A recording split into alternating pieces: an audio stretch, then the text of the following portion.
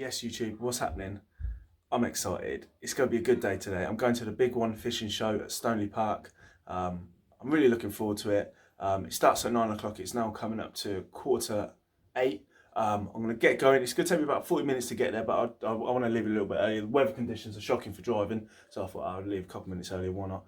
Could get there in plenty of time, safe and sound. This is my first fishing show. I'm really looking forward to it. There's going to be quite a few guys there. Jeremy Wade is going to be there from River Monsters, so that's going to be interesting to see what he's got to say. There's going to be, I think, Steve Ringer. He's a match fisherman, expert match fisherman, and a few of the other guys. They've got quite a lot going on. It's going to be interesting to just go around and have a good look around, you know, see what new stuff's out on the market. I think it's mainly to do with like carp fishing and like pike fishing, that sort of thing, like predator and coarse fishing. I don't know if there's going to be anything to do with like beach fishing at all, sea fishing, whatever. But yeah, we're going to get down there and have a look. There's going to be plenty to see, so I'm really looking forward to it. Come along with me on this little adventure. Sick. Let's get on with it. Let's not forget my ticket. Like it was easy, made me think.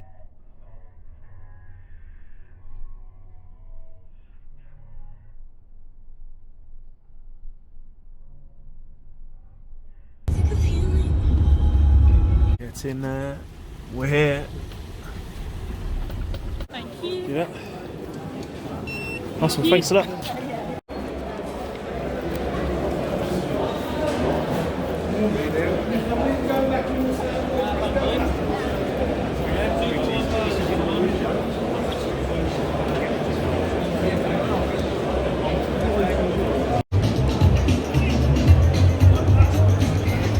Will absolutely blow your mind. Understanding what is going on underwater will help you fishing, but there's a much bigger picture to it than just that. So let's have from beneath British waters, Mark and Alan on stage. Gentlemen, come and join us. Here we are. Thank you. Come on, we can do better than that. This is brilliant. Here we go. So, look, there's quite a lot of footage. We're just going to talk you through it because I'm sure you'd rather see it rather than just hear us talking about it. So what have we got? Is there any audio? So yeah, this is the River Wharf. This is my local river where I spend a lot of time filming the grayling and the eels as well. But I also do a lot of filming. Did you say eels again? Eels. Eels. Eels. He loves eels. Yeah, eels are I love horrendous. eels. Yeah. You love eels, don't you, Rob? Don't like eels. That's not an eel, that's a proper fish. So yeah, probably 95% of all our filming is literally based in Yorkshire. But every now and again we will actually venture further down south to obviously do a lot more filming. The main thing with our filming is the clarity of water. If you've got good clarity of water, you can actually get the footage that's obviously required. But one thing we are looking at doing is looking at the smaller stuff actually in the rivers, such as like the river flies, which is going to be incorporated obviously into the films that we're going to be doing this year. I've come up to the surface, I'm talking to the lad that's on the bank, I've looked down and there's a very big tench that's mimicking my fin. So my fin is vertical. When you're up in the water, your sort of feet pointed down, you're just trying to keep yourself steady. I'm having a bit of a chat with the guy that's on the bank. I've looked down and there's a tench that's vertical spinning around by my feet. And I think he was doing like a courtship dance. And it's incredible the way tench work, it really is. I think for us, probably, for me, one of the most interesting dives is when I was talking to you before. We did a freshwater quarry, which was a carp syndicate, and we went from freshwater into saltwater, which was mind-blowing. And the best way of describing it is there was like a layer of jelly at 12 metres, and underneath that was just pure saltwater. Completely void of life, but this layer actually supported the bait and branches as well. Absolutely fascinating. On this, but I've been fortunate that I can do a lot of filming at Wycombe Lakes, so they're giving me access to film there 24/7, and I've ended up with some of the best footage you could imagine with pike. I find them truly fascinating, and that one there is just a 30, and she was just a 30. Just a 30, yeah, and she was immense. So what's the key characteristic with the pike? What do you like about them so much? It's just how they operate. As anglers, you tend to see the more ferocious side of them. As an underwater filmmaker, I tend to see the more placid side. I know when I first started fishing, there was this theory that pike go around eating fish stocks all day long. we fill pike where there's fish going past them and they're just not even interested. When they want to feed, they'll then start feeding. But yeah, I think they're very inquisitive as well. Very solitary, obviously up until spawning time. From what you've seen underwater? I've done various bits with static cameras with pike anglers, and you've obviously got the baiting, you're sat waiting, nothing's happened, and I've done it myself. You turn around and say, well, there's nothing around. You then look at that footage afterwards, and the number of times a pike has come and looked at that bait, and for whatever reason decided not to even take it. So yeah, I think a lot of it's down to confidence, and it's the same with the filming. If I'm confident before I get in, it goes well, and I think that works in fishing as well. You've got to be confident in obviously what you're doing as well. A lot of these are lined up in weed. It looks like there's two of them there together. Yeah. Is there anywhere particular that you think is the best place that you would find them? You know, where do you see them the most? Your perch, grayling, we've said, fast water behind a stone. Tench, actually they're like snags, but they're going to be here, there and everywhere. Carp up in the water more. Where are your pike going to be? Is it mainly in weed? Is it in snags? Are they always in cover? I've generally found them in cover, weed, snags. But even with different types of air pressure, I've found them all at different levels. I don't think there's actually a particular set method, even with the air pressure. I know there's been a lot mentioned about that, but we have found them, whether it's low pressure or high pressure, to even be up in the water, down at the bottom, even mid-water as well. But they always seem to be in that little bit of cover. And that's the 40 pound, which was, yeah, she was immense. Well, she's obviously queen of the pond. Yes. They're not bothered. They're an apex predator within their environment anyway. So they're obviously not bothered about you getting up to them. Yeah. He looks like he's asleep. I love fishing with perch because when you get in the water, they're almost always one of the first fish to come up and have a look at you. Yes. Yeah. They're very inquisitive, they're very possessory as well. If you drop a ball of ground bait, hard ball of ground bait on the deck, or a carp rig or something like that, so often the perch will be in and it will sit over the top of it, dorsal up, fins out, this is mine. Yeah. He's not scared in the slightest there, is he? No, this is my turf. Yeah. If he was a human being, he'd be an 18-year-old with a hoodie on with that attitude.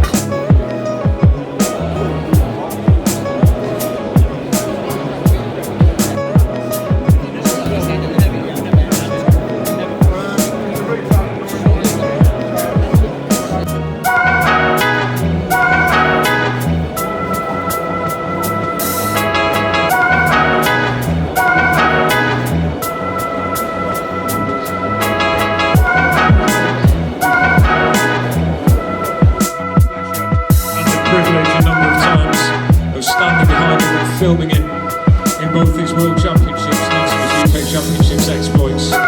There isn't anybody better in the world with a feeder, and he's joining us now. Ladies and gentlemen, Steve Ringer. Legend, superhero, you fly the flag for us marvellously, I've got to say that. Cheers, thank you very much. As sort of Rob's just touched on, I've sort of dedicated my life in the last 2-3 years to feeder fishing. Feeder's massive in the UK, it's even bigger in Europe, and it's made a nice change for me. It's sort of freshened up my fishing and given myself a new challenge. I chased Fishermania, etc. for a long time, UK champs, all that sort of stuff, but eventually I think you'll understand why you need a new challenge, and once you get a taste of fishing on the world stage, there's nothing else. Well, for me, without any shadow of doubt, one of the best things that you can ever do is stand there with your national badge on your shirt, and that doesn't matter what nation you're from, but standing there and hearing your national anthem play at the beginning of an event, knowing that you're representing the country, there is only one thing that beats that, isn't there? And that's hearing the national anthem at the end. Yeah, and I think once you've had a taste of winning, nothing else lives up to it. I think when you haven't won, maybe bronze and silver are okay, but once you get a gold, to me there's no other colour. There can be a good, and Tommy once said this, if you've had a bad first day and you come up to silver, that's a good silver, but you never start off fishing for silver. You have to fish for gold and maybe risk nothing to get gold. Absolutely right, and you know, it's a savage arena, isn't it? I mean, you can see there how close everybody is. It's an immensely savage arena. It doesn't matter what discipline you fish in, there is nowhere to hide on the world stage. Everybody's looking at you. You make one mistake, and you can guarantee that there's good teams out there that don't make that mistake. No, obviously on the subject of what we're talking about, my year kicked off in South Africa, World Feeder Champs. Bob will know about this venue because he was there as well. But the first thing that became apparent in South Africa is everything's different. They don't have maggots, no casters, there was no worms. It's sweet corn and ground bait. And you can go over there thinking, we've got brilliant ground baits, probably, which we have, probably the best in the world. But when the fish in South Africa have never seen them before, when you try and feed them something different, it doesn't work. So you have to go, as you can see in the picture, with their ground baits. Their ground baits are basically, I think, crushed up maize. If you fish a World Feeder Champs, there's no method feeder, no hybrid feeder, no pellet feeder. The rules are 50 centimetre hook length, you have to fish like an open end type feeder, window feeder. Now, it's more traditional style. There's no hair rigging or anything like that either, so it's very much back to basics, but there's still edges you can find. One such edge is that rig there. It's what I call a power gun rig. Because we were fishing for carp, and carp obviously pull quite hard, sometimes it's nice to have a little bit of a shock absorber in the rig. So what we did was just had a nice simple running rig, and then tied in sort of a 5-inch bit of power gum, 8-pound power gum, and it just acted as a shock absorber. Just helps to prevent lost fish when you're playing around the net. It's very much like the elastic would do in a hybrid or a method type feeder. Just helps you lose a few less fish, and if you do hook a big one, we were clipped up in South Africa, gives you a little bit of stretch so you've got time to take that clip off and concentrate on playing the fish. Obviously that's just an action shot. South Africa, as Rob will tell you, is an amazing place. It's like, best way to describe it, it's like fishing in the sea, but the sea is absolutely full of fish. And in my head I was like, I'm going to fish for F1s, but I had a terrible start. Like, there didn't seem to be any F1s feeding, chased about, and after 2 hours I think I was last in section. And I'm a big believer in sort of going down swinging. I'd rather go down swinging than fish negatively, particularly in an individual match. So I took my little tiny hybrids off, put a big 28 gram, as you can see there, started a new line and thought, right, I'm going to be really patient, 25 metres, and basically fish for carp. So I've chucked in there, and after 12 minutes it's gone round, I've had a 10 pounder, then an 8 pounder, and all of a sudden I'm back in it, just by same swim, big feeder, total patience, not looking for F1s, wafters on the hook, just like carp fishing instead of fishing for everything. And I also set up a short line at 12 metres, and I put in 5 of those, they're cap feeders. If you want to see what a cap feeder is, pop over on the Guru stand and I'll show you. It's basically a big open end with a cap on, which you can feed a lot of particles. And all I did was put 5 cap feeders in on 30 minutes, left it 20 minutes, then I dropped on it, and literally I'd wait like 5 minutes and I'd catch a carp, then I'd have to put 2 more in, catch a carp. And bear in mind it's winter, but the one thing I know about Larford is, even in winter, the fish like to be fed. It's not like, there's another place I fish, say maybe Makins, you have to fish bomb and pop-ups and like single up baits. At Larford, those fish, when they feed on bait. So I was able to attack it and take advantage of that. Next up was day 2. Drew on the specimen lake, I drew an end peg. Some of you came, no surprise, but if I was picking a peg, I couldn't have picked one any better. That said, you still got to catch the fish. And what was really apparent was, on day 1 it had been really mild, fish were moving. Got there on day 2 on the specimen lake, flat calm, temperatures dropped overnight, no signs of any fish. The lad on my peg had actually won the match the day before, so I kicked offshore, not a sign of a fish. Like under arch, catch a lot of fish there really short early, no signs of any fish anywhere. Eventually I've moved out to like what I call a sensible match, 45, 50 metres. Caught a couple of skimmers, it's going nowhere.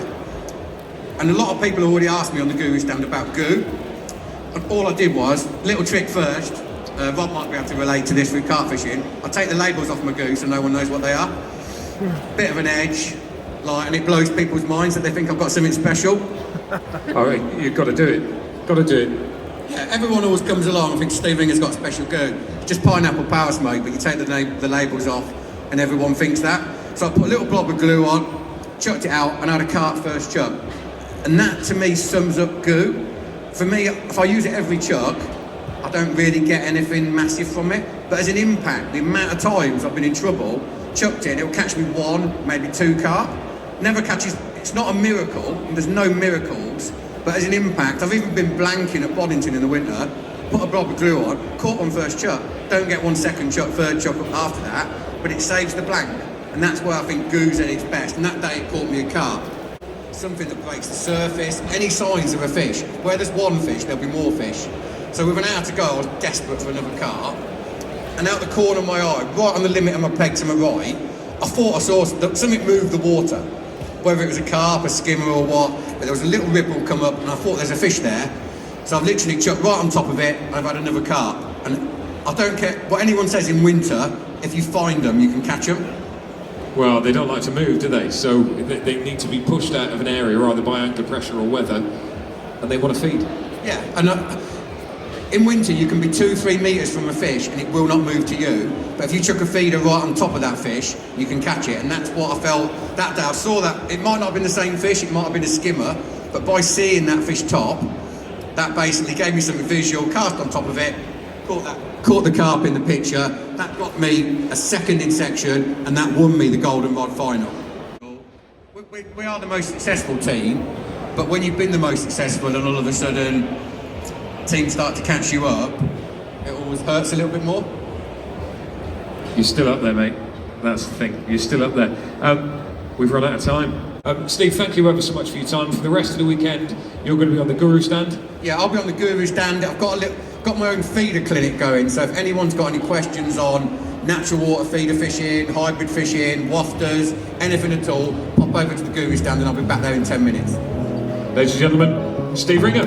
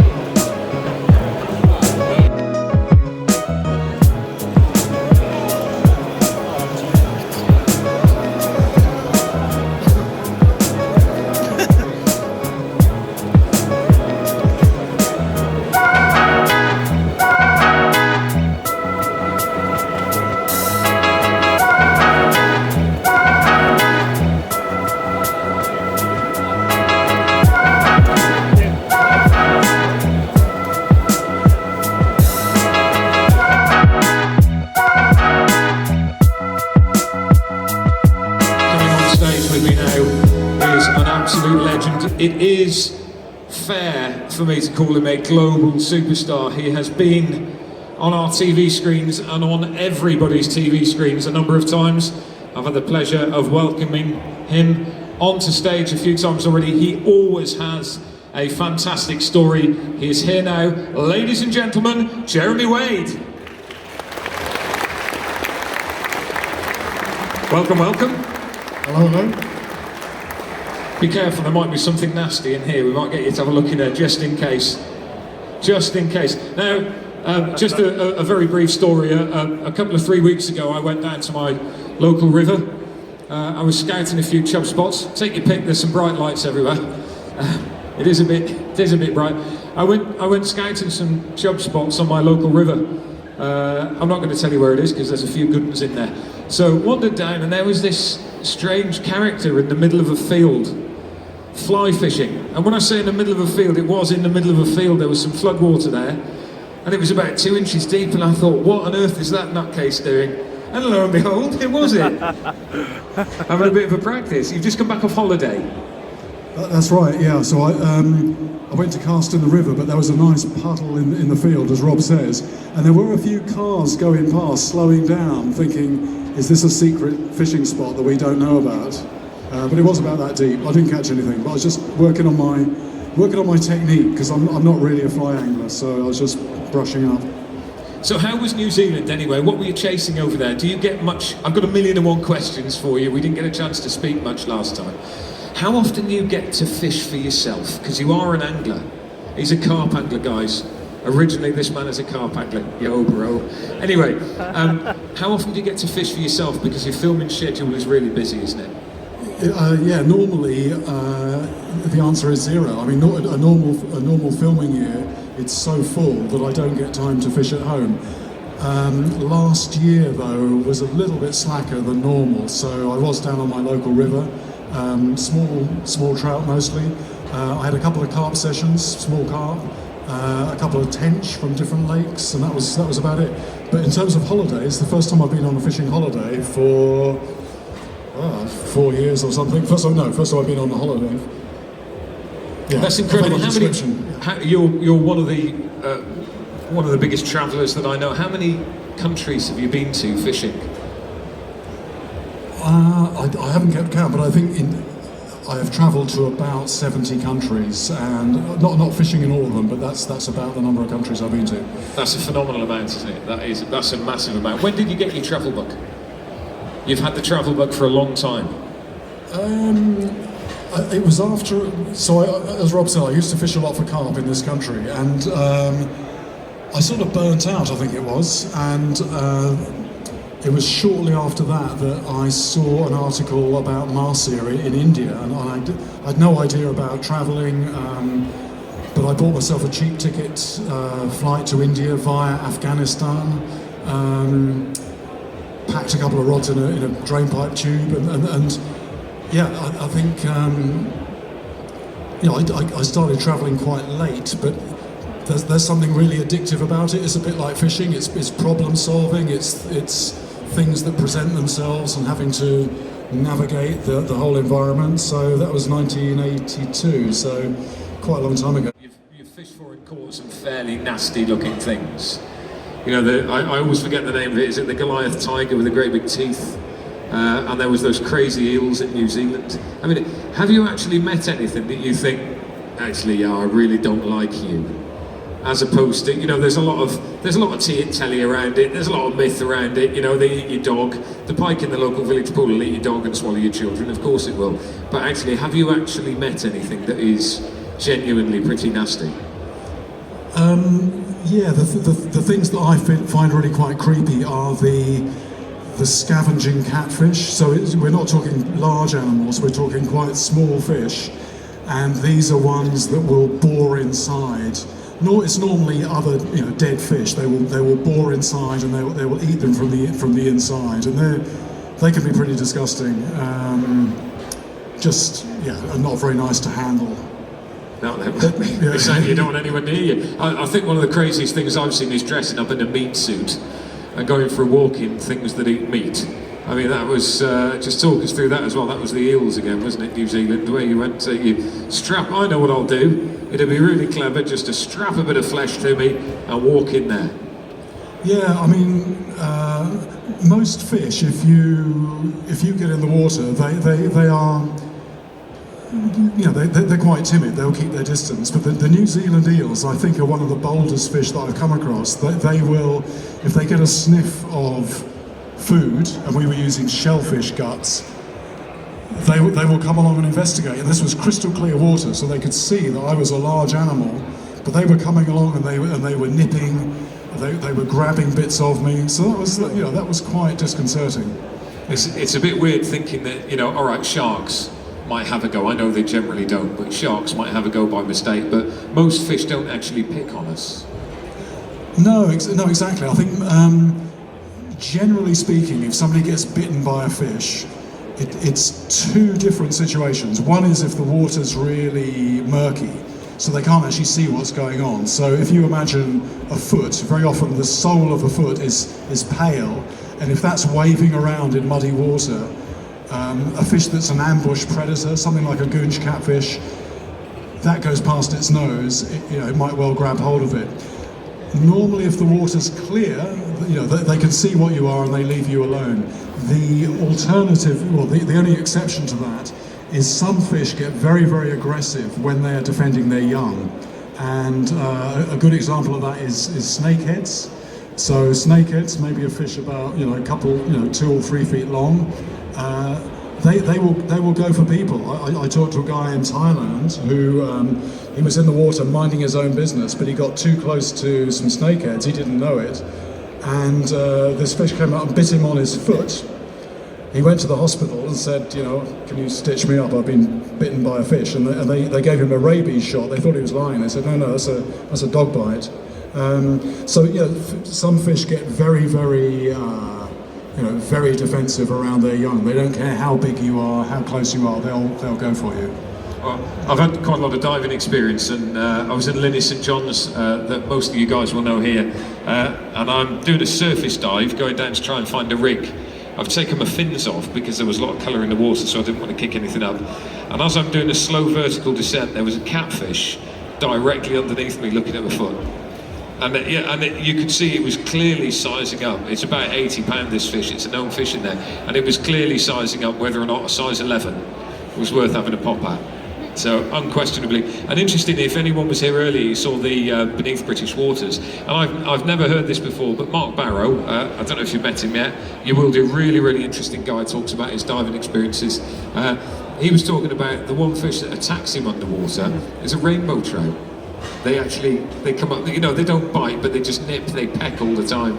So wouldn't have thought that, but a rainbow trout. Actually, that's interesting, because I've dived with Arctic char, and sometimes I've had them come. I've been looking for them without success, and then I've been stationary in the water and just twitching my fin slightly, and the disturbance of that actually starts freeing, you know, sort of just stirring up a bit of suspension on the bottom, and they come in and investigate that. So it's not necessarily me they're curious in, it's what I'm disturbing. And I was with some Amazonian fishermen a long time ago. We were trying to net some arapaima, and one of them, in a bid to escape, hit me in the chest. And it wasn't, as arapaima go, it wasn't a huge fish. It was about 70 or 80 pounds, so it was about 5 feet long. And the blow was, I'm not exaggerating when I say that I could still feel it after 6 weeks. It was like, you know, just an almighty blow this thing had. So I have a real sort of history with arapaima. It's sort of love-hate relationship, I guess. And what about the Amazon? Would that be your favourite place to go as well? I'm going through favourites at the moment. I'm intrigued because you've been to so many places and caught so many different. What really stands out for you? If you could go tomorrow, where would you go? That's such a hard question, because you know, I have spent more time in the Amazon than anywhere else. But I mean, well, it's a bit like saying the M25 is everybody's favourite motorway because they spend most time there. But no, I spent a lot of time in the Amazon. there's so many things that contribute. I mean, scenery for me is really important. I mean, one of the most spectacular places I've fished was Mongolia. I caught a couple of fish there, but I almost wanted to stop fishing and just drift down the river and just look at you had mountains rising sheer out of the river, huge expanses of grassland. And that just makes a real impression. I'd love to go back there. It's just a very short visit I spent. What were you fishing for there? Trout? Fishing for taimen. Taimen, yeah. Yeah, that's on my list to go back to. Yeah, that's on my bucket list. That and the have you been to Skeleton Coast? No, I haven't. No. So the Mongolia and the Skeleton Coast are two that, if I could pick, they would be on my list. But no, it looks amazing. Australia. You spent a bit of time in Australia as well. Yeah, all sorts of stuff in Australia. I think, well, let me see. One of the things that stands out for me. I mean, I've got, we caught tiger shark there, caught big grouper. But one of the things that stands out for me was catching box jellyfish. So no rod, just a very thin wetsuit, bare hands, and this is something that. We found this beach, and these box jellyfish were everywhere, and it's the kind of place, literally, if you ran into that beach, you would certainly die. These things are just so lethal. But I was with a scientist, and what we were doing, we were trying to catch them and then snip the bits of tentacle off to create anti-venom. And incredible creatures. They have no brain. They have, I think, 24 eyes. They're made, and they're 99% water, and although they have no brain, they will actually navigate around you. I mean, they're very, very, very weird things. Discovery. I've not actually seen this. This is so hot off the press. I haven't actually seen this promo clip myself, so this is a first for me. I'll stand to the side so I can see it properly.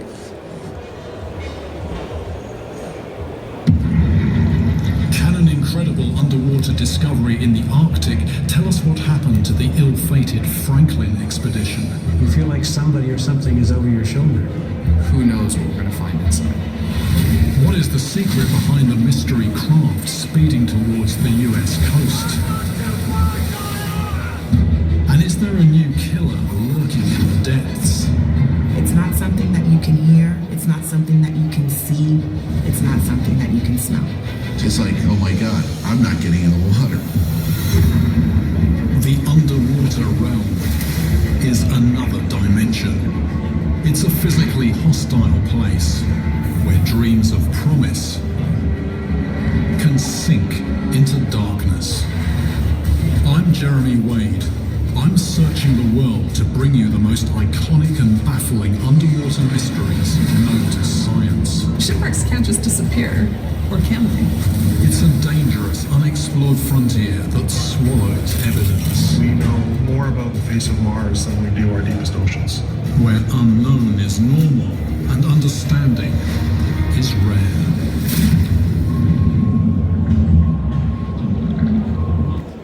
Wow, exciting looking stuff. You need to go on a Nessie hunt. If anybody can find Nessie, it's you.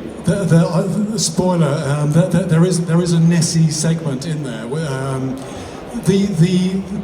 All the stories in there. It's all about recent scientific developments that have taken us a little bit closer to unpicking some of these stories. And actually, some of them they are fascinating stories. No fishing, but lots of underwater mysterious stuff, if you like that. So, like I say. Science Channel, I've no idea exactly, I've no idea when it's coming out, but that's in the pipeline on its way here at some point. And that's it, that's the first time this has ever been screened. We've run out of time. Jeremy, I'm going to shake your hand. Thank you ever so much for your time and coming down to see us. Ladies and gentlemen, Mr. Riverfishing himself, Jeremy Wade. Where are you going to be for the rest of the day if somebody wants to come and see you? Oh yeah, let me see. Yes, I'm on a stand. It is in the other hall. It's in that one. That one over there, lost my sense of direction, there we go. So it's over there, we're in the corner, we got posters, we got books, and I'm just there for a short chat, because there's been quite a few people coming through, but that's where I am. Anyway, thank you everybody. There we go, thank you ever so much for your time, Jeremy, thank you. Right, we'll have a short break now, about 15 minutes before we move.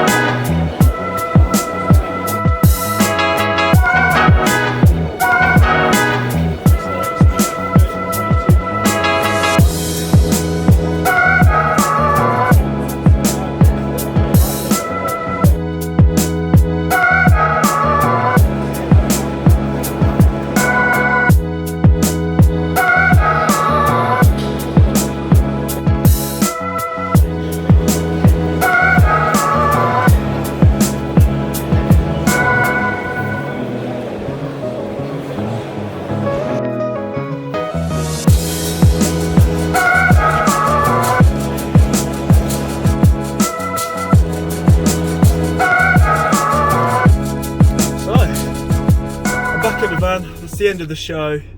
It was absolutely fantastic. Got myself a whole big bag of lures and little bits and pieces that I hadn't seen before, so I'll look forward to using them. It was a really good show. The highlight was definitely, I think, Steve Ringer and Jeremy Wade. There's some of the stuff he was talking about, I couldn't film the whole thing. He was on there for nearly an hour and 10 minutes or something, but I tried to pick up some of the best bits where he was talking about. It was fantastic. My first show, well pleased. I'll be definitely coming again next year. Some people were saying about the Farnborough show, which is apparently twice the size, so maybe I'll think about going there. But yeah, I hope you enjoyed just a little bit of filming that I've done in there. As I said, I've never been to anything like this before, so I wasn't too sure what to expect. All around, really, really good. I was very pleased, and yeah, I've had a great time. So give us a comment, like and subscribe, and wherever there's water, I'll be there. Thanks for watching.